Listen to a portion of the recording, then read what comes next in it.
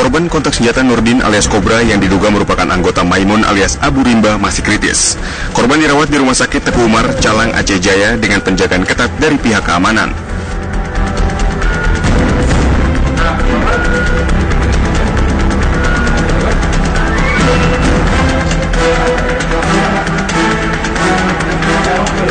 Sementara itu pihak Rumah Sakit Teguh Umar mengatakan korban luka tembak harus dirujuk ke rumah sakit besar karena luka tembak tak bisa ditangani di rumah sakit ini.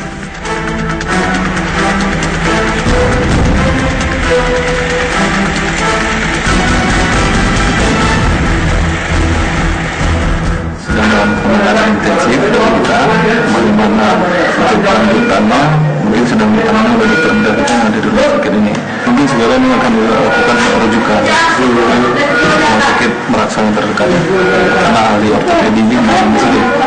Jadi untuk penanganan awal dulu, alhamdulillah sedihnya clear, sesuai dengan protokol yang dilakukan rumah sakit.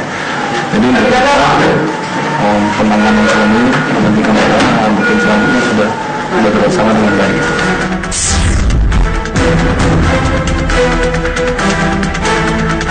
Sebelumnya, polisi dari Polres Aceh Jaya dibantu Brimob Kompi A Aceh Jaya melakukan penyergapan terhadap sejumlah orang yang diduga anggota Abu Rimba yang merupakan kelompok bersenjata api sempalan GAM di wilayah Desa Pasir Timon, Penom, Aceh Jaya. Polisi memperketat penjagaan di sejumlah titik, termasuk memeriksa sejumlah kendaraan yang melintas untuk mempersempit ruang gerak kelompok bersenjata Abu Rimba. Hingga kini polisi masih melakukan pengejaran terhadap sejumlah orang di hutan Penom, Aceh Jaya. Dari Kabupaten Aceh Jaya, Aceh, Haidir Azhar, Syarkawi, TV One mengabarkan.